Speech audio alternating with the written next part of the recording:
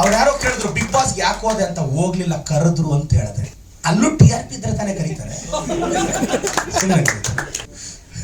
ಯಾರೋ ಅಂದ್ರು big boss ಏನಕ್ಕೆ ಹೋಗ್ಬೇಕಾಗಿತ್ತು, ಅದು ನಾನು ಹೇಳಿದೆ, people doubt the purity of gold, not the purity of iron. Sir, ಜನ ಚಿನ್ನನೇ ಹೆಂಗಿದೆ ಒಂದಿಂದು ಇಂಚು ಪರಿಶೀಲಿಸೋದು, ಕಬ್ಬಣನೇ ಅವನದು ತಲೆ ಕೆಡ್ಸ್ಕೊಂತಾನಲ್ರಿ. ಡೈಲಾಗ್ಸ್ ಚೆನ್ನಾಗಿದೆ ಅಲ್ಲ ಸರ್, ಚೆನ್ನಾಗಿ ಕಟ್ ಮಾಡಂಗಿದ್ದೀರಾ ವಿಡಿಯೋ. ಕ್ಲಾಸಿನ ಮೂಲೆಯಿಂದ ಕೊಟ್ಟಳು ಸ್ಮೈಲು, ಡೆಸ್ಕ್ಗಳೇ ಫೇಲು ಅಂತ. ಬಂದು ಕಟ್ಟಿದಳು ರಾಖಿ, ಜೀವನವೆಲ್ಲ ಫೀಲಿಂಗ್ಸ್ ಮಾತ್ರ ಬಾಕಿ ಅಂತ. ಇದು ಇನ್ನೊಂದು, ಮೊದ್ಲೆಲ್ಲ ಸೆಟ್ಲ್ ಆದ್ಮೇಲೆ ಲವ್ ಹುಟ್ಟುತ್ತಿತ್ತು, ಇವಾಗ ಯಾಕೋ ಶೆಟ್ಲಾಡೋ ವಯಸ್ಸಿಗೆ ಲವ್ ಹುಟ್ಟುತ್ತಾ ಇದೆ. ಈಗ ನನಗೆ ಯಾರೋ ಮೊನ್ನೆ ಒಬ್ರು ಹೇಳ್ತಿದ್ರು, ಸರ್ ಅವ್ನು MBBS ಸೀಟ್ ತಗೊಂಡು ನನಗೆ ಥ್ಯಾಂಕ್ಸ್ ಹೇಳಕ್ ಬಂದ, ಯಾಕಂದ್ರೆ ನನ್ನ ಸ್ಟೂಡೆಂಟ್ಸ್ದು May 7th ಎಕ್ಸಾಮು, ನಂದು 10ನೇ ತಾರೀಕು ಎಕ್ಸಾಮು, ನಾನು ರ್ಯಾಂಕ್ ಹೊಡೆದ್ರೆ ಅವರು ರ್ಯಾಂಕ್ ಹೊಡೆದ್ರಿ ಈ ಸಲ. ಯಾಕೆ ಅವ್ನು ಬಂದು, ಸರ್ ನಮ್ಮ ರಿಲೇಟಿವ್ಸ್ ಒಬ್ರು ಬಂದಿದ್ದಾರೆ, ನಾನು ಹಾಸ್ಪಿಟ್ಲಲ್ಲಿ ಹುಟ್ಟಿದಾಗೆ ಹೇಳಿದ್ರಂತೆ ಇವ್ನು ಡಾಕ್ಟ್ರೇ ಆಗೋದು ಅಂತ. 19 ವರ್ಷದಿಂದ ಹುಟ್ಟಿದಾಗೆ ಹೇಳಿದ್ರಂತೆ ಅವ್ನು ಡಾಕ್ಟ್ರೇ ಆಗೋದು ಅಂತ. What is this? Success has many fathers, but failure is an orphan, sir. Failure is an orphan. ಸೋಲ್ ಬಂದಾಗ ಯಾರು ಹೆಗಲ ಮೇಲೆ ಹಾಕ್ಕೊಳ್ಳಲ್ಲ. ಅದಕ್ಕೆ ಜೀವನದಲ್ಲಿ ಹುಡುಗರು ಮೊದಲು ಪ್ರಯತ್ನ ಮಾಡ್ತಿದ್ದೀರಾ, ಧೈರ್ಯವಾಗಿರಿ. ಅವನ ಅಜ್ಜಿ ಆಗಿದ್ದಾಗೋಗ್ಲಿ.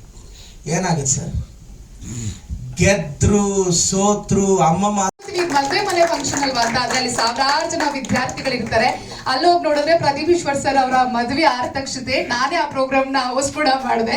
ಸೊ ಅಲ್ಲಿ ನೋಡಿದ್ರೆ ಇರೋ ಕಾಲೇಜ್ ಸ್ಟೂಡೆಂಟ್ಸ್ ಎಷ್ಟು ಜನ ಇದ್ದಾರೆ ಅಂದ್ರೆ, ಸಾವಿರಾರು ಜನ ಕಾಲೇಜ್ ಸ್ಟೂಡೆಂಟ್ಸ್ ಇದ್ದಾರೆ. ಸೊ ಜಸ್ಟ್ ಪಾಸ್ಗೆ ಆಪ್ಟ್ ಆಗಿರುವಂತಹ ಮೋಟಿವೇಟರ್ ಅಂತ ಹೇಳ್ಬೋದು. ಸೊ ಎಷ್ಟೋ ಜನ ಜಸ್ಟ್ ಪಾಸ್ ಆಗಿರುವಂತಹ ವಿದ್ಯಾರ್ಥಿಗಳಿಗೆ ಮಾರ್ಗದರ್ಶನವನ್ನ ನೀಡಿ ಸೂಪರ್ ಸ್ಟಾರ್ ಅನ್ನ ಅವರ ರಿಯಲ್ ಲೈಫ್ ಅಲ್ಲಿ ಮಾಡಿದ್ದಾರೆ.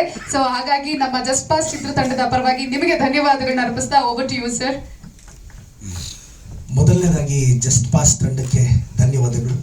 ನನ್ನ ಗುರುಗಳು, ನನ್ನ ಅಕ್ಷರಕ್ಕೆ ಸ್ಫೂರ್ತಿ, ಬರಹಕ್ಕೆ ಸ್ಫೂರ್ತಿ ಶ್ರೀಯುತ ವಿಶ್ವೇಶ್ವರ ಭಟ್ ಸರ್, ತಮಗೆ ನಮಸ್ಕರಿಸ್ತಾ. ಈ ಜಸ್ಟ್ ಪಾಸ್ ಎಲ್ಲ ನೋಡ್ತಿದ್ರೆ ನನಗೆ ಅನಿಸ್ತಾ ಇದೆ, ನನ್ನ ಕೈಯಲ್ಲಿ ರ್ಯಾಂಕ್ ಬರೋಕ್ಕಾಗಲಿಲ್ಲ, ಅದಕ್ಕೆ ಕೆಲಸ ಸಿಗಲಿಲ್ಲ. ಅದಕ್ಕೆ ಇವತ್ತು 540 ಜನಕ್ಕೆ ನನ್ನ ಕಂಪ್ನಿಯಲ್ಲಿ ಕೆಲಸ ಕೊಟ್ಟಿದ್ದೀನಿ. ಕಾರಣ ಜಸ್ಟ್ ಪಾಸ್. ನನಗೆ ಇಂಗ್ಲೀಷ್ ಸರಿಯಾಗಿ ಬರಲಿಲ್ಲ, ದೊಡ್ಡ ದೊಡ್ಡ ಕಂಪ್ನಿಯಲ್ಲಿ ಕೆಲಸ ಸಿಗಲಿಲ್ಲ, ಕನ್ನಡ ಮಾತ್ರ ಬಂತು, ಅದಕ್ಕೆ ಕಂಪ್ನಿಗೆ ಓನರ್ ಆಗ್ಬಿಟ್ಟೆ. ಅದಕ್ಕೆ ಜಾಸ್ತಿ ಬ್ರಿಲಿಯಂಟ್ ಆದರೂ ಕೆಲಸಕ್ಕೆ ಸೇರ್ಕೊಂಡ್ಬಿಡ್ತೀರಾ, ಜಾಸ್ತಿ ರ್ಯಾಂಕ್ ಬಂದ್ರು ಕೆಲಸ ಸಿಗ್ಬಿಡುತ್ತೆ. ಮತ್ತೆ ನಾನು ರ್ಯಾಂಕ್ ಬರಬೇಡಿ ಅಂತ ಡಿಸ್ಕರೇಜ್ ಮಾಡ್ತಾ ಇಲ್ಲ. ಅದಕ್ಕೆ ಚೆನ್ನಾಗಿ ಓದದೇ ಇರೋರಿಗೆ ಕಂಪ್ನಿ ಕಟ್ಟೋ ತಾಕತ್ತಿರುತ್ತೆ. ಮತ್ತೆ ಲೈಫ್ ಬಹಳ ಅದ್ಭುತವಾಗಿರುತ್ತೆ. 10th ಅಲ್ಲಿ ಏನೋ ಸಾಧಿಸೋಣ ಅನ್ಕೊಂತೀವಿ, ಆಗಲ್ಲ. PUC ಅಲ್ಲಿ ಆಗಲ್ಲ, ಡಿಗ್ರಿಯಲ್ಲಿ ಆಗಲ್ಲ. ಏನು ಮಗ ಎಕ್ಸಾಮ್ ಅಲ್ಲ, ಲೈಫಲ್ಲಿ ಏನು ಪ್ರೂವ್ ಮಾಡೋಣ ಅಂತ ಬೆಂಗಳೂರಿಗೆ ಬರ್ತೀವಿ, ಇಲ್ಲೂ ಕಷ್ಟ. ಆದರೆ ಈ ಕ್ರೌಡಲ್ಲಿ ತುಂಬ ಜನ ಮೆಜೆಸ್ಟಿಕ್ಗೆ, ಯಶವಂತಪುರಕ್ಕೆ ಸಾವಿರಾರು ಜನ ಬಂದು ಕರ್ನಾಟಕದಿಂದ ಬೆಂಗಳೂರು ಅನ್ನೋ ಮಹಾನಗರದಲ್ಲಿ ಏನೋ ಸಾಧಿಸೋಣ ಅಂತ ಬರ್ತಾರೆ. ಆದರೆ 70-80% ಜನ ಈ ಬೆಂಗಳೂರು ಅನ್ನೋ ಮಹಾನಗರ ಅವ್ರ ಕಣ್ಣಲ್ಲಿ ಕಣ್ಣೀರು ಹಾಕ್ಸ್ಬಿಡುತ್ತೆ. ವಾಪಸ್ ಊರಿಗೆ ಹೋಗ್ಬೇಕು ಅಂತ ಪ್ರಯಾಣ ಬೆಳೆಸ್ತಾರೆ. ಅಂತ ನನ್ನಂಥ ಹುಡುಗರು ಎಷ್ಟೇ ಕಷ್ಟ ಆದರೂ, ಅವಮಾನ ಆದರೂ ಸ್ವಲ್ಪ ರೈಟ್ಗೆ ಹೋದ್ರೆ ಅಲ್ಲಿ ವಿಧಾನಸೌಧ ಇದೇನು ಅನ್ನೋದು ಕಂಡಿಡ್ಕೊತೀವಿ ನಮ್ಮಂತ. ನನಗೆ ಯಾಕೆ ಜಸ್ಟ್ ಪಾಸ್ ಅಂದ್ರೆ, ನಾವು ಯೋಚನೆ ಮಾಡೋ ರೀತಿ ಇದೆಯಲ್ಲ ಸರ್. ನನ್ನ ಫ್ರೆಂಡ್ಸ್ ಎಲ್ಲ ಚಂದ್ರನಲ್ಲಿ ನೀರು ಸಿಗ್ತಾ ಇಲ್ವಾ ಅಂತ ಯೋಚನೆ ಮಾಡ್ತಿದ್ದಾರೆ. ನಾನು ಸಾಧ್ಯ ಆದ್ರೆ ನನ್ನ ಅಸೆಂಬ್ಲಿಯಲ್ಲಿ ಕಣ್ಣೀರು ಹೊಡ್ಸಕ್ಕೆ ಟ್ರೈ ಮಾಡ್ತಾ ಇದ್ದೀನಿ. ನನ್ನ ಬ್ಯಾಚ್ಮೇಟ್ಸ್ ಚಂದ್ರನಲ್ಲಿ ನೀರು ಸಿಗುತ್ತೆ, ನಾನು ಹೇಳಿದೆ ನಮ್ಮೂರಲ್ಲಿ ಕಣ್ಣೀರು ಹೊಡ್ಸೋದು ಬಾಕಿ ಇದೆ ನನಗೆ ಅಂತ. The way an average student thinks, ಒಬ್ಬ ಆವ್ರೇಜ್ ಹುಡುಗ ಥಿಂಕ್ ಮಾಡೋದೆ. ಮತ್ತೆ ಏನು ಗೊತ್ತಾ, ಈಗ ಜಸ್ಟ್ ಪಾಸ್ ಆಗಿರೋರು ಯಾಕೆ ಲೈಫಲ್ಲಿ ಗೆಲ್ತಾರೆ ಅಂದ್ರೆ, ಸೋತು ಸೋತು ಸುಣ್ಣ ಆಗೋಗಿರ್ತೀವಿ ಲೈಫಲ್ಲಿ. ಇನ್ನೊಂದ್ಸಲ ಸೋಲಕ್ಕೆ ರೆಡಿ ಆಗ್ತೀವಿ, ಭಗವಂತ ಗೆಲ್ಲಿಸ್ಬಿಡ್ತಾನೆ. ಅದಕ್ಕೆ ನೀವು ನಾನು ಹೇಳೋದು, ಭಯ ಬೀಳಕ್ಕೆ ಹೋಗ್ಬಿಡಿ, ಜಾಸ್ತಿ ಎಕ್ಸ್ಪೆಕ್ಟೇಷನ್ ಇಟ್ಕೋಬೇಡಿ. ಸಿನ್ಸಿಯರ್ ಆಗಿ ಮಾಡಿದ್ದೀರಾ, ನಿಯತ್ತಾಗಿ ದೇವ್ರಿಗೆ ನಮಸ್ಕಾರ ಹಾಕೊಂಡು, ದೇವಸ್ಥಾನ ದೂರ ಇರುತ್ತೆ, ಮನೆಯಲ್ಲಿ ಎದ್ಮೇಲೆ ಅಪ್ಪ ಅಮ್ಮಗೆ ನಮಸ್ಕಾರ ಹಾಕೊಂಡೋಗಿ ಗೆದ್ದು ಬಿಡ್ತೀರಾ, ಅವರೇ ದೇವರು. ನನಗೆ ಕೇಳಿದ್ರು ಚುನಾವಣೆ, ನಾನು ಬೆಳಗ್ಗೆ ಹೋಗಿ ನಮ್ಮ ತಂದೆ ತಾಯಿಗೆ ನಮಸ್ಕಾರ ಹಾಕಿದೆ. ಇಷ್ಟು ದೂರ ತಂದೋರೆ ಅವರು, ಮುಂದೆ ಎಲ್ಲಿ ಹೋಗ್ಬೇಕು ಅಂತ ಕರ್ಕೊಂಡು ಹೋಗ್ತಾರೆ. ನಾನು ಹೇಳೋದು ಈ ತಂಡಕ್ಕೆ ಯಶಸ್ಸು ಆಗಬೇಕು. ಚೆನ್ನಾಗಿ ಮಾಡಿದ್ದೀರಾ ಸರ್, ರಿಯಲಿ ಫ್ಯಾಂಟಾಸ್ಟಿಕ್. ಕರ್ನಾಟಕದ ಜನ ಒಂದು ಹೊಸ ಪ್ರಯತ್ನ, ಒಂದು ಹೊಸ ಹುಡುಗರು. ಈ ಪ್ರತಿಭೆಗಳಿಗೆ ಗೊತ್ತಿಲ್ಲ. 6ನೇ ಕ್ಲಾಸಲ್ಲಿ ದಡ್ಡ ಅನ್ಸ್ಕೊಂಡಂಥ ಹುಡುಗ ಜಗತ್ತಿನ ಮೇಧಾವಿ ಆಗ್ತಾನೆ ಅಂತ ಯಾರೂ ಅಂದ್ಕೊಂಡಿರಲಿಲ್ಲ. 4ನೇ ಕ್ಲಾಸ್ ಡಿಸ್ಕಂಟಿನ್ಯೂ ನಮ್ಮ ಮುತ್ತುರಾಜ್ ಕನ್ನಡಿಗರ ಆರಾಧ್ಯ ದೈವ ಡಾಕ್ಟರ್ ರಾಜ್ಕುಮಾರ್ ಆಗ್ತಾರೆ ಅಂತ ಯಾರು ಅಂದ್ಕೊಂಡಿರಲಿಲ್ಲ. ನಾನು ಇಷ್ಟಪಡೋ ನಟ ಸ್ವರ್ಗದಲ್ಲಿ ಇರ್ತಕ್ಕಂಥ ಅಪ್ಪು ಸರ್, ಅವರು ಕನ್ನಡ ಚಿತ್ರರಂಗ ಕಂಡ ಅದ್ಭುತ ನಟ. ಈ ಪಿಕ್ಚರ್ಗೆ ಒಳ್ಳೇದಾಗಬೇಕು. ನಾನು ಹೇಳೋದು ಜಸ್ಟ್ ಪಾಸ್ ಕರ್ನಾಟಕದ ಎಲ್ಲ ಆ್ಯಾವ್ರೇಜ್ ಹುಡುಗರಿಗೂ ಹೇಳ್ತೀನಿ. ಈ ಹೆಂಗಿರುತ್ತೆ ಗೊತ್ತಾ ಸರ್, ಈ 10th ಸ್ಟ್ಯಾಂಡರ್ಡ್ಲಿ ಡಿಸೆಂಬರ್ವರೆಗೂ ನಮಗೆ ಮನೇಲಿ ಅಕ್ಕಿ ಡಬ್ಬದಲ್ಲಿ ರಾಗಿ ಡಬ್ಬದಲ್ಲಿ ಕಾಸು ಎತ್ಕೊಂಡು ಅಮ್ಮ ಗೊತ್ತಿಲ್ಲದೆ ಖರ್ಚು ಮಾಡೋದು ಅಭ್ಯಾಸ. ಒಬ್ಬನು 4 ತಿಂಗಳು ಹುಡುಕ್ನಂತೆ ₹1 ಸಿಗ್ಲಿಲ್ಲ. ಈಗ ನನ್ನ ಜೋಶಲ್ಲಿ ಮಾತಾಡ್ತೀನಿ, ಅದಕ್ಕೆ ನನಗೆ ಸ್ಲೋ ಅಲ್ಲಿ ಮಾತಾಡೋದು ಕಷ್ಟ. ಕೆಲವರು ಸ್ಪೀಡ್ ಜಾಸ್ತಿ ಪ್ರದೀಪ್ಗೆ ಅಂತಾರೆ. ಈ ಸ್ಪೀಡ್ ಇಲ್ಲಿವರೆಗೂ ಕರ್ಕೊಂಡ್ ಬಂದಿರೋದು ನಾನು ಹೆಂಗ್ ಮರೀಲಿ ಹೇಳಿ. ನನ್ನ ಯಾರೋ ಒಬ್ರು ಕೇಳಿದ್ರು, ನಿಂದು ಮಾತು ಜಾಸ್ತಿ ಅಂತ. ನೀನ್ ಕಡಿಮೆ ಮಾತಾಡ್ತೀಯ, ಏನ್ ಕಡದ್ ಕೆಟ್ಟ ಹಾಕಿದ್ಯ ಹೇಳು ಅಂತ ಕೇಳಿದೆ. ನನ್ನ ಯಾರೋ ಕೇಳಿದ್ರು, ನಿಂದು ಮಾತು ಜಾಸ್ತಿ ಅಂದ್ರು. ನೀನ್ ಕಡಿಮೆನೆ ಮಾತಾಡ್ತೀಯಪ್ಪ, ಏನ್ ಕಡದ್ ಕಟ್ಟಿ ಹಾಕಿದ್ಯ ಹೇಳು. ಅಟ್ಲೀಸ್ಟ್ ನಾನು MLA ಆದ್ರೂ ಆಗಿದೆ. ಒಂದು ಇನ್ಸ್ಟಿಟ್ಯೂಷನ್ ಕಟ್ಟಿದೀನಿ, more than 500 ಜನಕ್ಕೆ ಕೆಲಸ ಕೊಟ್ಟಿದ್ದೀನಿ, MLA ಆಗಿದ್ದೀನಿ, ಅಟ್ಲೀಸ್ಟ್ ಟ್ರಾಲ್ ಪೇಜಸ್ಗೆ ಕ್ರಶ್ ಆಗಿದ್ದೀನಿ. I'm the crush of the troll pages. I never bother sir. ನನ್ನ ಯಾರೋ ಕೇಳಿದ್ರು, ಕೆಲವು ಸೀರಿಯಸ್ ಆಗಿ ಕೇಳಿದ್ರು, ಟ್ರಾಲ್ ಪೇಜಸ್ ಅಲ್ಲಿ ಹಂಗೆಲ್ಲ ಟ್ರಾಲ್ ಮಾಡ್ತಾರೆ, ನಿಮ್ಗೆ ಬೇಜಾರಾಗಲ್ಲ ಸರ್? ನಮ್ಮೂರ್ ಗಲ್ಲಿಯಲ್ಲೇ ನನ್ನ ಇಂಟ್ರಡಕ್ಷನ್ ಗೊತ್ತಿರ್ಲಿಲ್ಲ.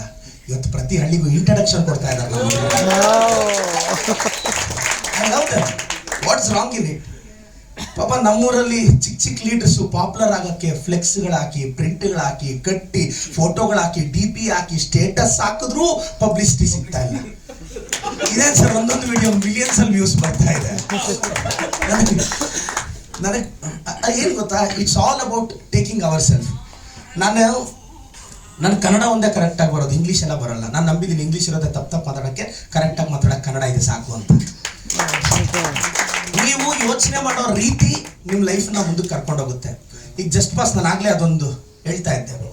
ಅಮ್ಮ ನಾವು ಕೇಳೋದಂತೆ, ಅಮ್ಮ 4 ತಿಂಗಳಿಂದ ದುಡ್ಡು ಹುಡುಕ್ತಾ ಇದ್ದೀನಿ, ಯಾವ ಡಬ್ಬದಲ್ಲೂ ₹1 ಸಿಗ್ಲಿಲ್ಲ. ಮನೇಲಿ ನೀನು ಎಲ್ಲಿ ಬಚ್ಚಿಡ್ತೀಯ ಅಂದ್ರೆ, ಮನೇಲಿ ನೀನು ಕರೆಕ್ಟಾಗಿ ನೋಡ್ದೋ ವಸ್ತು ಅಂದ್ರೆ ಅದು ಟೆಕ್ಸ್ಟ್ ಬುಕ್ಸ್ ಮಗ, ಅಲ್ಲಿ ಇಡ್ತಿದ್ದೆ. ಅಪ್ಪಿ ತಪ್ಪಿ ನಿಮ್ಮಮ್ಮ ಒಂದು ₹500,000 ಮ್ಯಾಥ್ಸ್ ಫಿಸಿಕ್ಸ್ ಟೆಕ್ಸ್ಟ್ ಬುಕ್ ಅಲ್ಲಿ ಇಟ್ರೆ ಸೇಫ್. ಅದು IT ಅವರು ರೈಡ್ ಮಾಡಲ್ಲ, ಅವ್ರು ಕೂಡ ಆ ಸಬ್ಜೆಕ್ಟ್ ಸ್ಟಫ್ ಸೇಫ್. ಈಗಲೇ IT ಅವರು ತಪ್ಪಾಗಿ ತಿಳಿಬೇಡಿ ಸರ್. ಮತ್ತೆ ಟ್ರಾಲ್ ಪೇಜಸ್ ಅವರು ಏನೇನು ಆಗ್ತಾರ, ನಾನೇ ಹೋಗಿ ನೋಡ್ಕೊತೀನಿ ಏನೇನು ಬಂದಿರುತ್ತೆ ಅಂತ. ಬಟ್ ಜಸ್ಟ್ ಪಾಸ್ ಹುಡುಗರು ಮತ್ತೆ ಈ ಕಾಲೇಜ್ವರೆಗೂ PUCವರೆಗೂ ಮೈಂಡ್ ಸೆಟ್ ಒಂಥರ ಇರುತ್ತೆ. ಒಂದು 5-6 ಅಸಂಪ್ಷನ್ಸ್ ಇರುತ್ತೆ ನಮ್ಮ ಜಸ್ಟ್ ಪಾಸ್ ಹುಡುಗರದು. ನಾನು ಜಸ್ಟ್ ಪಾಸೆ. ನಾನು ಮನ್ಸು ಮಾಡಿದ್ರೆ ದುಡ್ಡು ಎಷ್ಟು ಬೇಕಾದ್ರೂ ಸಂಪಾದಿಸ್ತೀನಿ, ದೇವ್ರ ಹಣೆಗೂ ಆಗಲ್ಲ. ಇನ್ನೊಂದು ಏಜ್ ಬಂದಾಗ ನಾನು ಮನ್ಸು ಮಾಡಿದ್ರೆ, ಹುಡುಗರು ಹೇಳೋದು, ಎಂಥ ಹುಡುಗಿ ಬೇಕಾದ್ರೂ ಕ್ಯೂ ಅಲ್ಲಿ ನಿಂತ್ಕೊಂಡು ಮದುವೆ ಆಗ್ತಾಳೆ. ನೀನು ಕ್ಯೂ ಅಲ್ಲಿ ನಿಂತ್ಕೊಂಡ್ರು ಹುಡುಗಿನ ಕೊಡಲ್ಲ, ಮದುವೆ ವಯಸ್ಸಿಗೆ ಬಾ, ನಿನ್ನ ಆಧಾರ್ ಕಾರ್ಡ್ ಕೊಡು, ಯಾರು ಮದುವೆನೇ ಆಗಲ್ಲ ನಿನ್ನ. ನಾನು ಹೇಳೋದು, ಈ ಪ್ರಪಂಚದಲ್ಲಿ ಯಾರಾದ್ರೂ ನಿಮ್ಮ ಆಧಾರ್ ಕಾರ್ಡ್ ಕೊಟ್ಟ ಮೇಲೂ ಆ ಹುಡುಗಿ ಒಪ್ಕೊಂಡ್ರೆ ನಿನ್ ಗ್ರೇಟ್. ಆಧಾರ್ ಕಾರ್ಡ್ ನೋಡಿ ಯಾವ ಹುಡುಗಿ ಯಾವ ಹುಡುಗನ್ನು ಒಪ್ಪಲ್ಲ. ಆಧಾರ್ ಕಾರ್ಡ್ ತುಂಬಾ ಚೆನ್ನಾಗಿ ಕಾಣಿಸ್ತೀವಿ, ಅಪ್ಡೇಟ್ ಆಗಿದ್ರೆ ನನಗೆ ಗೊತ್ತಿಲ್ಲ ಅದು. ಈ ಅಸಂಪ್ಷನ್ಸ್ ಇಂದ ಆಚೆ ಬಂದು ಬೆಂಗಳೂರಿಗೆ ಬರ್ತೀವಿ ಸರ್. ನೀವು ಗೆದ್ದೇ ಹೇಳ್ತೀರಾ, ನಿಮ್ಮ ಟೀಮು ಧೈರ್ಯವಾಗಿರಿ. ಬೆಂಗಳೂರಿಗೆ ನನ್ನ ಯಾರೋ ಕೇಳಿದ್ರು, ಬೆಂಗಳೂರಿಗೆ ನಾವು ಸೋಲಕ್ಕೆ ಬಂದವರು, ನಮಗೆ ಗೆಲುವೇನಿದ್ರು ಕಾಂಪ್ಲಿಮೆಂಟ್ರಿ. ಸೋತ್ವಾ ನಮಗೆ ಅದೇ ಫುಟ್ಬಾತಲ್ಲಿ ಚಿತ್ರಾನ್ನ ಇಡ್ಲಿ ಸಾಂಬಾರು ತಿಂದು ಜೀವನ ನಡೆಸೋದು ನಮಗೆ ಗೊತ್ತಿದೆ, ಸಾಕು ಅಷ್ಟೇ. ನಾನು ಮೊನ್ನೆ BMW X7 ತಗೊಂಡೆ. ಒಂದು ಮೆಸೇಜ್ ಮಾಡಿದೆ, I am able to get my BMW X7 because I am able to forget my ex ಅಂತ. I am able to forget my ex ಅಂತ. ಯಾಕೆಂದ್ರೆ ಒಂದೊಂದು ಹಂತದವರೆಗೂ. ಬಟ್ ಜಸ್ಟ್ ಪಾಸ್ ಹುಡುಗರು ಲೈಫಲ್ಲಿ ಗೆಲ್ಲಬೇಕು ಅಂದ್ರೆ ಏನು ಮಾಡ್ಬೇಕು ಗೊತ್ತಾ? ನಾಳೆ ಅಕಾಡೆಮಿಕಲಿ ಪ್ರೂವ್ ಮಾಡಲಿಲ್ವಾ, 10th PUC degree master degree prove ಮಾಡೋಕ್ಕಾಗಲಿಲ್ವಾ, ಲೈಫಲ್ಲಿ ಬಂದಾಗ ಒಂದು 5-6 ವರ್ಷ ಕೆರಿಯರ್ ಮೇಲೆ ಕಾನ್ಸಂಟ್ರೇಟ್ ಮಾಡಿ. ನಾಳೆ ನೀನು ದೇವಸ್ಥಾನಕ್ಕೆ ಹೋದಾಗ ಅಲ್ಲೆಲ್ಲ ನಿನ್ನ ಲೈಫಲ್ಲಿ ಇಷ್ಟಪಟ್ಟಿರೋ ಹುಡುಗಿ ಇವ್ನ ಮಿಸ್ ಆದೆ ಅಂತ ಅನ್ಕೊಳ್ದೇ ಇದ್ರು ಪರವಾಗಿಲ್ಲ, ಇವ್ನು ಕಟ್ಕೊಂಡಿದ್ರೆ ಹಾಳಾಗ್ತಿದ್ದ ಮಾತ್ರ ಅನ್ಕೋಬಾರ್ದು. ಹಂಗ್ ಬದುಕ್ಬಿಟ್ರು ಸಾಕು, ಲೈಫ್ ಸೇವ್. ಒಂದು 5-6 ವರ್ಷ ಫೋಕಸ್ ಬೇಕು. ಆದ್ರೆ ಆಗಲ್ವೇ? ಐ ಲವ್ ಯು ಅಂತಾರೆ, I love you life first you last ಅಂತ ಗೊತ್ತಿಲ್ವೇ? ಮೀ ಟು ಅಲ್ಲಿ ಮೀ ಫಸ್ಟ್ ಟು ಲಾಸ್ಟ್. ನಾವ್ ಇನ್ನೊಬ್ಬರನ್ನ ಪ್ರೀತಿಸೋದು ಅವ್ರು ನಮ್ಮ ಲೈಫಲ್ಲಿ ಇದ್ರೆ ನಾವು ಚೆನ್ನಾಗಿರ್ತೀವಿ ಅಂತ, ಅವ್ರು ಚೆನ್ನಾಗಿರ್ಲಿ ಅಂತಲ್ಲ. ಒಬ್ಬ ಹುಡುಗಿನ ಒಬ್ಬ ಹುಡುಗ ಅವಳು ಚೆನ್ನಾಗಿರ್ಲಿ ಅಂತ ನಾವು ಪ್ರೀತಿಸಿದ್ರೆ ಅವ್ರ ಮನೇಲಿ ಒಳ್ಳೆ ಹುಡುಗ ನೋಡಿದಾಗ ಆಲ್ ದಿ ಬೆಸ್ಟ್ ಚಿನ್ನ ಅಂತ ಕಳಿಸ್ಬಿಡ್ಬೇಕು. ಕಳಿಸ್ತಾರೇನು? ಎಲ್ಲ ಸ್ವಾರ್ಥನೇ. ನಾನು ಯಾಕಿದೆ ಹೇಳ್ತಾ ಇದ್ದೀನಿ ಅಂದ್ರೆ, ಈ ಒಂದು 5-6 ವರ್ಷ ಎಲ್ಲ ಆವರೇಜ್ ಹುಡುಗರು ಕರ್ನಾಟಕದವ್ರಿಗೆ ಹೇಳ್ತಾ ಇದ್ದೀನಿ, ಒಂದು 4-5 ವರ್ಷ ಸಾಧ್ಯ ಆದ್ರೆ ನೀನು ಇಷ್ಟಪಟ್ಟ ಹುಡುಗಿಗೆ ಹೇಳು, ಲೈಫಲ್ಲಿ ನಾನು ಪ್ರೂವ್ ಮಾಡ್ತೀನಿ, ನನ್ನ ಜೀವನದಲ್ಲಿ ಗೆಲ್ತೀನಿ ಅಂತ. ಇಲ್ಲ, ನಾನು ಇಷ್ಟಪಡೋ ಹುಡುಗಿನ ಅಷ್ಟು ದಿನ ನನ್ನ ಕೈಯಲ್ಲಿ ಬಿಟ್ಟಿರಕ್ಕಾಗಲ್ಲ, ಆಪ್ ತೆರ ಜಿಂದಗಿ ಹೇ ದಡ್ಕನ್ ಹೇ ಅಂತೆಲ್ಲ ಈ ಡೈಲಾಗ್ಸ್ ಹೇಳಿದ್ರೆ ಬಹಳ ಕಷ್ಟ. ಆವರೇಜ್ ಹುಡುಗರಿಗೆ ಹೇಳ್ತಾ ಇದ್ದೀನಿ, ಒಂದು 4-5 ವರ್ಷ ಸ್ಯಾಕ್ರಿಫೈಸ್ ಮಾಡಿ, ಕೆರಿಯರ್ ಕಡೆ ಕಾನ್ಸಂಟ್ರೇಟ್ ಮಾಡಿ, ಸ್ವಲ್ಪ ದುಡ್ಡು ಎತ್ತಿಡಿ. ಏನು ಗೊತ್ತಾ, ನಮ್ಮ ಸಮಾಜದಲ್ಲಿ ರೈಟಾಗಿ ಮೋಟಿವೇಟ್ ಮಾಡೋರಿಲ್ಲ. ದುಡ್ಡು ಇಂಪಾರ್ಟೆಂಟ್ ಅಲ್ಲ ಅನ್ಕೊಂತಾರೆ. ಒಳ್ಳೆಯವರು ದುಡ್ಡು ಮಾಡಲಿಲ್ಲ ಅಂದರೆ ಆ ದುಡ್ಡನ್ನ ಕೆಟ್ಟವ್ರು ಮಾಡಿ ಕೆಟ್ಟದಕ್ಕೆ ಬಳಸ್ತಾರೆ.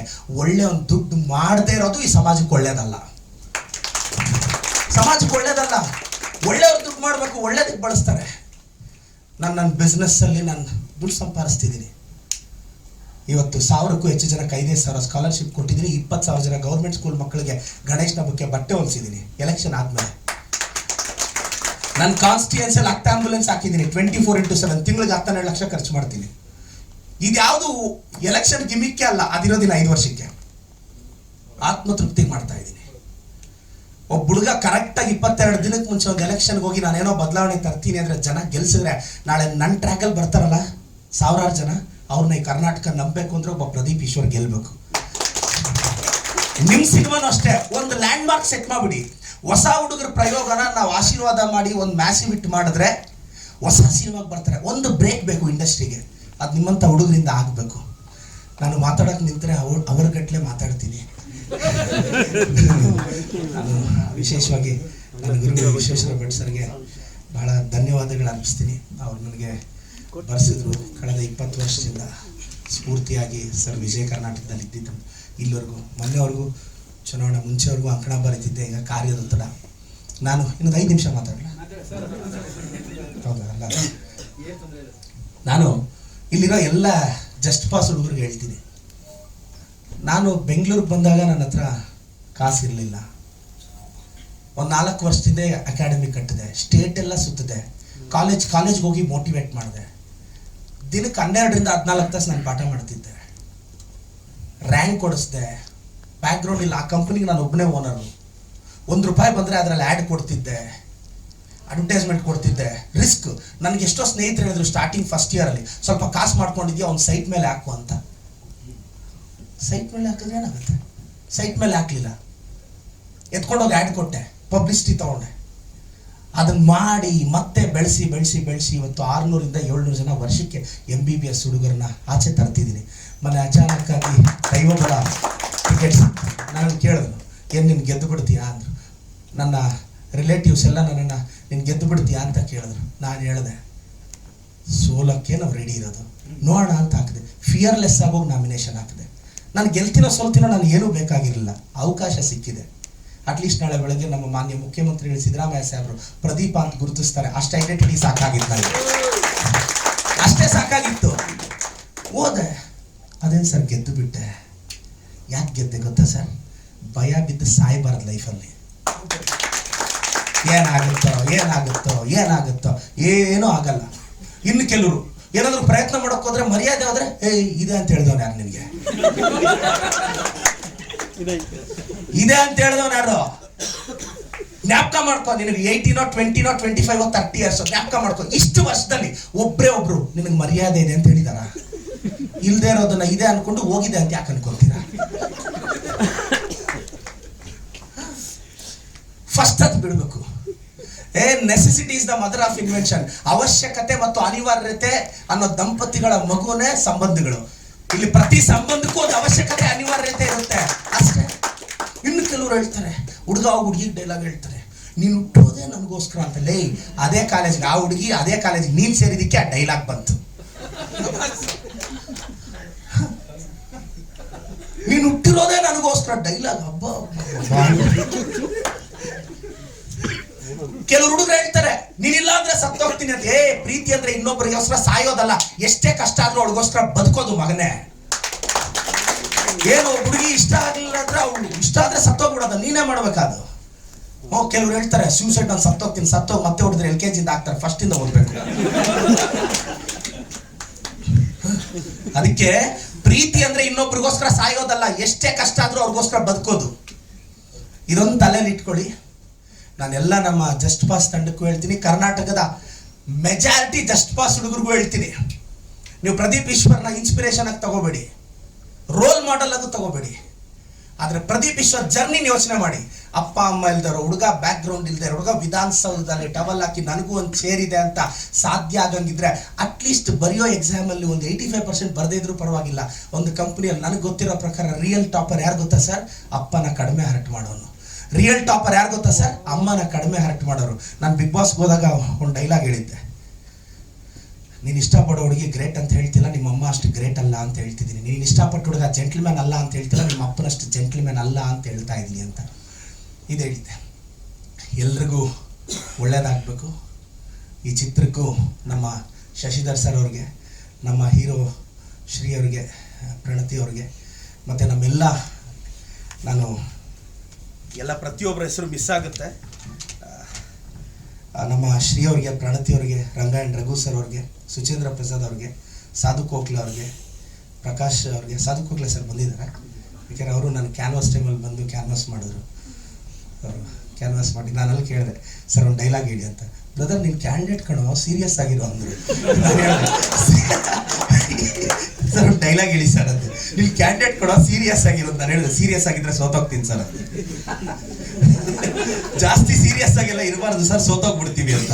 ಸೀರಿಯಸ್ ಆಗಿದ್ರೆ ಟೆನ್ಷನ್ ಬರುತ್ತೆ, ಟೆನ್ಷನ್ ಬಂದ್ರೆ ಭಯ ಬರುತ್ತೆ, ಭಯ ಬಂದ್ರೆ ಸೋಲು ನಿನ್ನ ಕೇರ್ ಆಫ್ ಅಡ್ರೆಸ್ ಆಗುತ್ತೆ. ಫಿಯರ್ಲೆಸ್ ಆಗಿ ಹೋಗ್ಬೇಕು. FEAR forget everything and run or face everything and rise ಅಂತ. ನಾವು ಫೇಸ್ ಎವ್ರಿಥಿಂಗ್ ಅಂಡ್ ರೈಸ್ ಅಂತ ಆದವರು. ಫಿಯರ್ ಅಂದ್ರೆ ಅದಕ್ಕೆ ನಾನು ಸಾಧು ಕೋಕ್ಲೆ ಸರ್ ಅಂದ್ರು, ನಿನ್ ಕ್ಯಾಂಡಿಡೇಟು ಡೈಲಾಗ್ ಕೇಳ್ತಿದ್ಯಾ? ಅವ್ರು ಸಿಗ್ಬೇಕು ಸರ್ ನನಗೆ. ಎಲೆಕ್ಷನ್ ಟೈಮಲ್ಲಿ ತುಂಬಾ ಜನ ಹೇಳೋರು ಇರ್ತಾರೆ ನಿಮ್ಗೆ, ಏನಂತ ಹಂಗೆ ಹಿಂಗೆ ಎತ್ಕೊಟ್ಟರು ಜಾಸ್ತಿ ಸೋಲ್ತುಂಟೆ ನೀನು, ಅವ್ರ ವಿರುದ್ಧ ಗೆಲ್ಲಕ್ಕ ಹಂಗೆ ಹಿಂಗೆ ಅಂತ. ನೀವು ಏನು ಟೆನ್ಷನ್ ಮಾಡ್ತಿರಲ್ಲ ಸರ್? ಇಲ್ಲ, ಅದೇ ಹೆಂಗ್ ಗೊತ್ತಾ ಸರ್, ಅದೇನು ಗೊತ್ತಾ, ಮತ್ತೆ ಯಾರಾದ್ರೂ ಅದು ಒಂದು 10-15 ವರ್ಷದ ಪ್ರೋಗ್ರಾಮಿಂಗ್ ಹಂಗೆ ಸರ್. ಲೈಫಲ್ಲಿ ಏನು ಪ್ರಯತ್ನ ಪಟ್ಟರು ಸೋಲ್ತಾ ಇದ್ವಾ, ಇನ್ನೊಂದ್ಸಲ ಸೋಲಕ್ಕೆ ರೆಡಿ ಇದ್ವಿ, ಗೆದ್ವಿ. ಬಟ್ ಸರ್ ಅದಕ್ಕೆ ನನಗೆ ಗೊತ್ತಿರೋ ಪ್ರಕಾರ ಒಂದು 10-15 ವರ್ಷದ ಅಭ್ಯಾಸ ಬೇಕು. ನಾನೊಂದು ಡೈಲಾಗ್ ಹೇಳಿದ್ದೆ, ಸ್ಪೀಡ್ ಇರಬೇಕಾಗಿರೋದು ಫೀಲ್ಡಲ್ಲಿ, ಫೀಲ್ಡಲ್ಲ, ಆವಾಗಲೇ ರಾಯಲ್ ಆಗಿ ಬದುಕಕ್ಕಾಗೋದು ಅಂತ. ಟ್ರಾಲ್ ಆಗ್ಬೋದ ಬ್ರದರ್? ಪೊಲಿಟಿಕಲ್ ಕಾಂಟ್ರವರ್ಸಿನೇ ಆಯ್ತು, ಒಂದೊಳ್ಳೆ ವಿಡಿಯೋನೇ ಬರಲಿಲ್ಲ ಯಾವುದು. ಏನ್ ಮಾಡಿ ಕೆಲವರು ನನ್ನನ್ನು ಕೇಳಿದ್ರು, ನನ್ನ ಸ್ನೇಹಿತರು ಕೆಲವರು ಕೇಳ್ತಾರೆ, ನೀನು ಪೊಲಿಟಿಷಿಯನ್, ಗಾಂಭೀರ್ಯವಾಗಿರ್ಬೇಕು, ಸೀರಿಯಸ್ ಆಗಿರ್ಬೇಕು, ನಿನಗೆ ಜವಾಬ್ದಾರಿ ಜಾಸ್ತಿ ಇದೆ, ಇನ್ನೊಬ್ರು ಕನೆಕ್ಟ್ ಆದ್ರೇ ಒಂದು 20 ವರ್ಷ ವ್ಯಾಲಿಡಿಟಿ ಇರುತ್ತೆ ಮಾರ್ಕೆಟಲ್ಲಿ. ನನಗೆ ನಂಬಿಕೆ ಇದೆ, ಕರ್ನಾಟಕದ ರಾಜಕೀಯದಲ್ಲಿ ಇನ್ನೂ 30-40 ವರ್ಷ ನಾನು ಚಾಲ್ತಿಯಲ್ಲಿ ಇರ್ತೀನಿ. ಯಾಕೆಂದರೆ ನನ್ನ ಎಮೋಷನ್ಸ್ ಕನ್ನಡಿಗರಿಗೆ ಕನೆಕ್ಟ್ ಆಗಿದೆ. ಅವ್ರು ಯಾರೋ ಕೇಳಿದ್ರು ಬಿಗ್ ಬಾಸ್ಗೆ ಯಾಕೆ ಹೋದೆ ಅಂತ. ಹೋಗ್ಲಿಲ್ಲ, ಕರೆದ್ರು ಅಂತ ಹೇಳಿದೆ. ಹೋಗಪ್ಪ ನೀನು ಬಿಗ್ ಬಾಸ್ ನೋಡ, ಹೋಗ್ರಿ ನೋಡ, ಇಲ್ಲಿರೋರು ಯಾರಾದ್ರು ಆದ್ರೆ. ನೀನು ಅಪ್ಲಿಕೇಶನ್ ಹಾಕೊಂಡ್ರು ಕರೆಯಲ್ಲ ಅವರು. ನನ್ನ ಕೇಳಿದ್ರು ಬಿಗ್ ಬಾಸ್ಗೆ ಯಾಕೆ ಹೋದೆ ಅಂತ. ಹೋಗ್ಲಿಲ್ಲ, ಅದು ಕರೆದ್ರು. ಆಗುತ್ತಾ ಅಲ್ಲ, ಅಲ್ಲೂ TRP ಇದ್ರೆ ತಾನೇ ಕರೀತಾರೆ. ನನ್ನ ಯಾರೋ ಕೇಳಿದ್ರು, ಯಾರೋ ಅಂದ್ರು ಬಿಗ್ ಬಾಸ್ ಏನಕ್ಕೆ ಹೋಗ್ಬೇಕಾಗಿತ್ತು. ಅದು ನಾನು ಹೇಳಿದೆ, people doubt the purity of gold, not the purity of iron. Sir ಜನ ಚಿನ್ನನೇ ಹೆಂಗಿದೆ ಒಂದಿಂಚು ಪರಿಶೀಲಿಸೋದು, ಕಬ್ಣನೇ ಅವನದು ತಲೆ ಕೆಡ್ಸ್ಕೊಂತಾನಲ್ರಿ. ಸೊ ನಮ್ಮ ಡೈಲಾಗ್ಸ್ ಚೆನ್ನಾಗಿದೆಯಲ್ಲ ಸರ್, ಚೆನ್ನಾಗಿ ಕಟ್ ಮಾಡಂಗಿದ್ದೀರಾ ವಿಡಿಯೋ. ನಮ್ಮ Danappa sir, Govinda Gowda, Raghu sir, Shashidhar sir ಒಳ್ಳೇದಾಗಬೇಕು. ಚೆನ್ನಾಗಿ ಓದಿದ್ದೀರ ಬುಕ್. ನಾನು ಬರೆದಿರೋ ಸಾಲುಗಳು ಮತ್ತೆ ಜ್ಞಾಪಕ ಇತ್ತು. ನಾನು ಯಾವತ್ತಾದರೂ ಹ್ಯಾಂಡ್ ರೈಟಿಂಗ್ ಬರೆಯುವಾಗ ನನ್ನ ಹ್ಯಾಂಡ್ ರೈಟಿಂಗ್ ಅಷ್ಟು ಚೆನ್ನಾಗಿಲ್ಲ. ಸ್ಟಿಲ್ ನನಗೂ ಒಂದು ಸ್ಟೇಜಲ್ಲಿ ಹ್ಯಾಂಡ್ ರೈಟಿಂಗ್ ಅಷ್ಟೆಲ್ಲ ಚೆನ್ನಾಗಿಲ್ಲ, ಏನು ಮಾಡೋದು ಅಂತ. ಕೈ ಬರಹ ಸೊಟ್ಟಿಗಿದ್ರೇನು ಸರ್, ಹಣೆ ಬರಹ ನೆಟ್ಟಿಗಿದ್ದಾಗ ಪರವಾಗಿಲ್ಲ. ನಮ್ಮ ಹರ್ಷವರ್ಧನ್ ಅವರು, ಸುಜಯ್ ಕುಮಾರ್ ಸರ್, ಎಲ್ಲರೂ ನಿಮ್ಮ ಟೀಮ್ ಒಳ್ಳೇದಾಗಲಿ, ಸಖತ್ತಾಗಿ ಪ್ರಮೋಟ್ ಮಾಡಿ. ಈಗೋ ಬೇಡ, ಗೆಲ್ಲೋಕೆ ಹೊರಟಾಗ. ಇನ್ನೂ 1 ಮಂತ್, ಫೆಬ್ರವರಿ 9 ಎಲ್ಲರೂ ಮೀಟ್ ಮಾಡಿ, ಸಪೋರ್ಟ್ ಕೇಳಿ, ಆಶೀರ್ವಾದ ಕೇಳಿ, ಸೋಷಿಯಲ್ ಮೀಡಿಯಾದಲ್ಲಿ ಆ್ಯಕ್ಟಿವ್ ಆಗಿರಿ. ನಾಳೆ ಬೆಳಗ್ಗೆ ಅಂತಾರೆ ನಿಮ್ಮನ್ನು ಯಾರಾದರೂ, ಏನು ನನ್ನನ್ನು ಕೆಲವ್ರು ಕೇಳ್ತಾರೆ, ನಿನಗೆ ಪಬ್ಲಿಸಿಟಿ ಸ್ಟಂಟು, ನಿನ್ನ ವೀಡಿಯೋಗಳು ಹಾಕೊಂತ, ನನ್ನ ಬಗ್ಗೆ ನಾನು ಹೇಳಲಿಲ್ಲ ಅಂದರೆ ನಿನ್ಗೇನು ಕೆಲಸ ಹೇಳು? ನನ್ನ ಬಗ್ಗೆ ನಾನು ಹೇಳ್ತೀನಿ, ನಾನಿದು. ನನ್ನ ಬಗ್ಗೆ ನಾನು ಹೇಳಕ್ಕೆ ಹಿಂಜರಿದ್ರೆ ಪಕ್ಕದವ್ರು ಹೇಳ್ತಾನ? ಅದಕ್ಕೆ ಹೇಳು ನಿನ್ನ ಬಗ್ಗೆ ಕರ್ನಾಟಕಕ್ಕೆ. ನಮ್ಮ ಸಿನಿಮಾ ಇದು ಅಂತ ಹೇಳ್ಬೇಕು. ಗೊತ್ತಾಗಲ್ಲ sir, this generation belongs to the communication. ಇದು ಕಮ್ಯುನಿಕೇಶನ್. ನಾನು ಹೇಳ್ತಾ ಇದ್ದೀನಿ, 1-2 ಸಿನಿಮಾಗೆ 3 ಜನ ಗಲ್ಲಿಯಲ್ಲ ನಿಮ್ಮನ್ನು ಗೂಗಲಲ್ಲಿ ಹುಡುಕ್ಬೇಕು. ನನ್ನನ್ನು ಈಗ ಗಲ್ಲಿಯಿಂದ ಗೂಗಲಲ್ಲಿ ಹುಡುಕ್ತಾ ಇದ್ದಾರೆ. ಅದೇನೇನು ಬರ್ತಿದ್ದಾರೆ. ನನಗೆ ಕೆಲವರು ಯಂಗ್ಸ್ಟರ್ಸು ಬರ್ತಾರೆ ಮೀಟ್ ಮಾಡೋಕ್ಕೆ ಉತ್ತರ ಕರ್ನಾಟಕದಿಂದ. ಅಣ್ಣ ನಿನ್ನ ಥರ ಆಗ್ಬೇಕಣ್ಣ. ನಾನು 1-4 ವಿಡಿಯೋ ತೆಗೆದು ತೋರಿಸ್ತೀನಿ, ಕಾಮೆಂಟ್ ಸೆಕ್ಷನ್ ತೋರಿಸ್ಕೊಟ್ಟೆ, ಓದು ಅಂತ. ಸರ್ ಏನು ಸರ್ ಹಿಂಗೆ ಬೈದಿದ್ದಾರೆ? ನಾನು ತೋರಿಸ್ತೀನಿ, ಉತ್ತರ ಕರ್ನಾಟಕದವ್ನು ಹಿಂಗೆ ನೋಡು ಮಗ, ಕಾಮೆಂಟ್ಸ್ ಓದು ನನ್ನ ಬಗ್ಗೆ ಬರೆದಿರೋದು. ಅವನ ಮಕ್ಕ ಇಷ್ಟ ಆಗೋಯ್ತು ಸರ್, ಹಿಂಗೆಲ್ಲ ಬರೆದ್ರೆ. ಅದು ನೋಡಿದ ಮೇಲೂ ನನ್ನ ಮುಖದಲ್ಲಿ ಮಂದಾಸ ಕಡಿಮೆ ಆಗಿಲ್ಲ, ಅದಕ್ಕೆ ಅಲ್ಲಿ ಕುತ್ಕೊಂಡಿರೋದು ಅಂತ ಹೇಳಿದೆ. ಸೋಷಿಯಲ್ ಮೀಡಿಯಾದಲ್ಲಿ 4 ಕೆಟ್ಟ ಕಾಮೆಂಟ್ ಮಾಡೋಂಗಿಲ್ಲ, ಡಿಪ್ರೆಸ್ ಆಗು. ಒಂದು ನೆಗೆಟಿವ್ ವಿಡಿಯೋ ಮಾಡೋಂಗಿಲ್ಲ, ಡಿಪ್ರೆಸ್ ಆಗು. Any type of publicity is A publicity. ನಾನು ಹೇಳೋದು, ಕರೆಕ್ಟಾಗಿ ಯೋಚನೆ ಮಾಡಿ, ಪಾಸಿಟಿವ್ ಆಗಿರಿ. ಈ ಚಿತ್ರನ 1 ಮಂತ್ ಸಖತ್ತಾಗಿ ಪ್ರಮೋಟ್ ಮಾಡಿ ಎಲ್ಲ ಹೇಳಬೇಕು. ಏನು ಗೊತ್ತಾ, ಒಂದು ಯುದ್ಧ ಗೆಲ್ಲಬೇಕು ಅಂದರೆ, ಈ ಡೈಲಾಗ್ ಹೇಳಬೇಕು ಎಲ್ಲ ಗೊತ್ತಿಲ್ಲ, ಬಟ್ ಸ್ಟ್ರಾಟಜಿ. ಯುದ್ಧ ಗೆಲ್ಲಬೇಕು ಅಂದರೆ ಹಿಂದೆ ಸೈನ್ಯ ಹಾಕ್ಕೊಂಡೆ ಹೋಗ್ಬೇಕಾಗಿಲ್ಲ, ಎದುರಾಳಿ ಹಿಂದ್ಗಡೆ ಇರೋ ಮೋಟಿವೇಟ್ ಮಾಡಿದ್ರು ಸಾಕು, ಗೆದ್ದು ಬಿಡ್ತೀರಾ ಯುದ್ಧನ. It is a modern warfare strategy.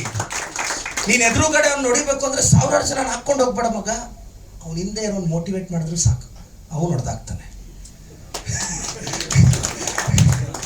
ಇವೆಲ್ಲ ಹೇಳಬಾರ್ದು, ಪೊಲಿಟಿಕಲ್ ಸೀಕ್ರೆಟ್ಸ್.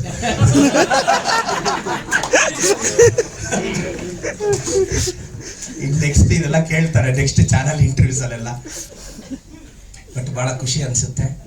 ವಿಲ್ ಪವರ್ ಇರಬೇಕು. ಫಸ್ಟ್ ಡೇ ಕಲೆಕ್ಷನ್ ನಾನು ತುಂಬ ಸಲ ಗಮನಿಸ್ತಾ ಇರ್ತೀನಿ.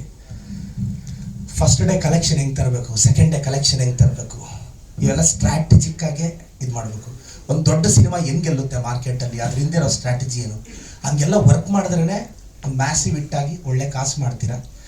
ಈ ಸಿನಿಮಾದಿಂದ ನಿಮ್ಗೆ ಒಳ್ಳೆ ಹೆಸರು ಬರಬೇಕು, ಒಳ್ಳೆ ಕಾಸು ಬರಬೇಕು, ಇನ್ನೊಂದು ಸಿನಿಮಾ ಮಾಡಬೇಕು ಅನ್ನೋ ಆಸಕ್ತಿನೂ ಬರಬೇಕು. ಖಂಡಿತ. ನನ್ನ ಇನ್ನೊಂದು ಕನ್ನಡದ ಹುಡುಗರಿಗೆ ಎಲ್ಲ ಒಂದು ಮಾತು ಹೇಳ್ಬಿಡ್ತೀನಿ. ನನಗೆ ಚಿಕ್ಕ ವಯಸ್ಸಲ್ಲೇ ತಂದೆ ತಾಯಿ ತಿರೋದಾಗ ಕೆಲವರೆಲ್ಲ ಹೇಳೋರು, ಅಪ್ಪ ಅಮ್ಮ ಇಲ್ದಾರ ಹುಡುಗರು, ನಿನಗೆ ಮದುವೆ ಯಾರೋ ಮಾಡ್ತಾರೆ ಅಂತ. ನನ್ನ ಮದುವೆ ತಾಜಲ್ಲಿ ನಡೀತು. ಎಂಟೈರ್ ಕನ್ನಡ ಚಿತ್ರರಂಗ ಮುಂದೆ ನಿಂತ್ಕೊಂಡು ನನ್ನ ಮದುವೆ ಮಾಡ್ತು. ಆ ಮದುವೆಯಲ್ಲಿ ಶಿವಣ್ಣ ಸರ್ ಇದ್ರು, ಸುದೀಪ್ ಸರ್ ಇದ್ರು, ಪ್ರೇಮ್ ಸರ್ ಇದ್ರು, ದುನಿಯಾ ವಿಜಯ್ ಸರ್ ಇದ್ರು. ಆ entire Kannada industry music directors, ಹಾಲುಮುಸಲಮ್ಮ ಸರ್, ಎಲ್ಲರೂ ಭಾಳಷ್ಟು ಜನ ಇಂಡಸ್ಟ್ರಿಯವರು ನಿಮ್ಮೆಲ್ಲರ ಆಶೀರ್ವಾದದಿಂದ ಅವತ್ತು ಆಯಿತು. ನನ್ನನ್ನು ಕೇಳಿದ್ರು, ಒಂದು ಪಾಪ ಅಪ್ಪ ಅಮ್ಮ ಇಲ್ದಾರ ಹುಡುಗರು ಯಾವುದಾದ್ರು ಒಂದು 20-30 ಸೈಟ್ ಲೈಫ್ ಸೆಟ್ಲ್ ಆಗುತ್ತೆ, ಮನೆ ಕಟ್ಕೊಂಡ್ರು. ಈಗ MLA ಆಗಿ 2,500 ಸೈಟ್ ರೆಡಿ ಇದೆ ಜನಕ್ಕೆ ಕೊಡೋಕ್ಕೆ. ಮುಂದೆ ತಿರುಗಿ ಮೀಟಿಂಗ್ ಮಾಡಿ ಹಚ್ತಾ ಇದ್ದೀನಿ. ಪಯಣ ಎಲ್ಲಿಂದ ಎಲ್ಲಿಗೆ. ನಾನು ಯಾವುದೋ ಒಂದು ಫಂಕ್ಷನ್ಗೆ ಹೋಗಿದ್ದೆ, ಹಿಂಗೆ ಮಾತಾಡ್ತಾ ಇದ್ದೆ. ನಾನು ಓದಿರೋ ಶಾಲಾ ಕಾಲೇಜು, ದೂರದಲ್ಲಿ ಒಬ್ಬ ಹುಡುಗಿ ನಿಂತಿದ್ಲು. ಅವಳನ್ನ ನೋಡಿದಾಗ ನನಗೊಂದು ಡೈಲಾಗ್ ಜ್ಞಾಪಕ ಬಂತು. ಚಿನ್ನ ನೀನು ಇವತ್ತು ಅಲ್ಲಿರೋದಕ್ಕೆ ಕಣೆ ನಾನು ಇವತ್ತು ಇಲ್ಲಿರೋದು. ಸಪೋಸ್ ಅವತ್ತು ನೀನು ಇಲ್ಲೇ ಇದ್ದಿದ್ದರೆ ನಾನು ಅಲ್ಲೇ ಇದ್ದಿದ್ದೆ. ಸ್ವಲ್ಪ ದಿನ ಪ್ರೀತಿ ಪ್ರೇಮದಿಂದ ಆಚೆ ಬಂದು ಕೆರಿಯರ್ ಕಾನ್ಸಂಟ್ರೇಟ್ ಮಾಡಿ ಮತ್ತೊಮ್ಮೆ ಮಗದೊಮ್ಮೆ ಯಾರ್ದಾದ್ರೂ ಹೆಸರು ಮರ್ತಿದ್ರೆ ಕ್ಷಮೆ ಇರಲಿ. ಈ ವಿಡಿಯೋ ಸಾಂಗು ಒಳ್ಳೇದಾಗಬೇಕು. ಪ್ರೀತಿ ಅಂದರೆ ಏನು? ಬೈಕಿನ ಹಿಂದೆ ಖಾಲಿ ಇರೋ ಸೀಟ, ಕಾಡುವ ಒಂಟಿತನಕ್ಕೆ ಹುಡುಕಿಕೊಳ್ಳುವ ಉದ್ರವ, ವಾಟ್ಸಪ್ ಮೆಸೇಜ್ ತುಂಬಿಸಿಕೊಳ್ಳುವ ತವಕವ. What's exactly love mean? ಪ್ರಾಮಾಣಿಕ ಪ್ರೀತಿ ಅಂದರೆ ಪದೇ ಪದೇ ಪದೇ ಪದೇ ಪದೇ ಪದೇ ಪ್ರೀತಿಸೋದು, ಒಬ್ಬರನ್ನೇ ಪ್ರೀತಿಸೋದು. ಮೊದಲೆಲ್ಲ ಸೆಟ್ಲ್ ಆದ್ಮೇಲೆ ಲವ್ ಹುಟ್ಟುತ್ತಿತ್ತು, ಇವಾಗ ಯಾಕೋ ಶೆಟ್ಲಾಡೋ ವಯಸ್ಸಿಗೆ ಲವ್ ಹುಟ್ಟುತ್ತಾ ಇದೆ. ನನ್ನ ಪರಿಶ್ರಮ ಬುಕ್ಕಲ್ಲಿ ಒಂದು ಚಾಪ್ಟರ್ ಹೆಡ್ಡಿಂಗ್ ಇದೆ, ಕ್ಲಾಸಿನ ಮೂಲೆಯಿಂದ ಕೊಟ್ಟಳು ಸ್ಮೈಲು, ಡೆಸ್ಕ್ಗಳೇ ಫೇಲು ಅಂತ. ವಿಶ್ವಾಣಿ ಪತ್ರಿಕೆಯಲ್ಲದು ಆರ್ಟಿಕಲ್ ಆಗಿ ಪಬ್ಲಿಷ್ ಆಗಿತ್ತು. ಬಂದು ಕಟ್ಟಿದಳು ರಾಖಿ, ಜೀವನವೆಲ್ಲ ಫೀಲಿಂಗ್ಸ್ ಮಾತ್ರ ಬಾಕಿ ಅಂತ. ಇದು ಇನ್ನೊಂದು ಅದೇ ಪರಿಶ್ರಮ ಬುಕ್ ಚೆನ್ನಾಗಿದೆ. ನನ್ನ ಬುಕ್ ಪ್ರಮೋಷನ್ ಮಾಡ್ಕೊಂಡ್ಬಿಡ್ತಿದ್ವಿ, ಬಟ್ ನೀವೇ ಮಾಡಿದ್ರಿ. ನಮ್ಮ ವಿಶ್ವಾಣಿ, ನಮ್ಮ ವಿಶೇಷವಾಗಿ ನಮ್ಮ ವಿಶ್ವೇಶ್ವರ ಭಟ್ ಸರ್ಗೆ, ಚಿದಾನಂದ್ ಸರ್ಗೆ, ಎಲ್ಲರೂ. ನಾವು ಪೊಲಿಟಿಷಿಯನ್ಸ್ ಹಿಂಗೆಲ್ಲ ಮಾತಾಡಬಾರ್ದು. ಮೋಸ್ಟ್ಲಿ ಕರ್ನಾಟಕದ ನನಗೆ ಇನ್ನೂ ಅರ್ಥ ಆಗಿಲ್ಲ ಅನ್ಸುತ್ತೆ. ಪ್ರೈಮ್ ಟೈಮಲ್ಲಿ ನೋಡಿದ್ರೆ ಅಗ್ರೆಸಿವ್ ಬರುತ್ತೆ, ಇಂಥದ್ರಲ್ಲಿ ಬಂದರೆ ಇದು ಬರುತ್ತೆ. ಯಾರೋ ಕೇಳಿದ್ರು, ಸೈಲೆಂಟ್ ಆಗಿತ್ತು ಬಿಡು ಅಂತ. ನನ್ನ ಸ್ನೇಹಿತರು ಕೆಲವರು ಹೇಳ್ತಾರೆ ನನ್ನ ಕಾಂಟ್ರವರ್ಸಿಗಳನ್ನ. ಆಯ್ತು, ಸೈಲೆಂಟ್ ಆಗಿರ್ತೀನಿ. 10 ವರ್ಷ, 20 ವರ್ಷ, 30 ವರ್ಷ, ನಾವೇನಾದ್ರು ಒಂದು 500 ವರ್ಷ ಬದುಕ್ತೀವ? ಇಲ್ಲ. 60-70 ಆದ್ಮೇಲೆ ಡೆವೋಷನ್ಗೆ ಡಯಾಗ್ನೋಸ್ಟಿಕ್ ಸೆಂಟರ್ಗಳಲ್ಲೇ ಕಳೆದೋಗ್ಬಿಡ್ತೀವಿ ಎಲ್ಲರೂ. 70-75 ಆದ್ರೆ ಅರ್ಧ ಜೀವನ ಡೆವೋಷನ್, ಅರ್ಧ ಜೀವನ ಡಯಾಗ್ನೋಸ್ಟಿಕ್ ಸೆಂಟ್ರೆ.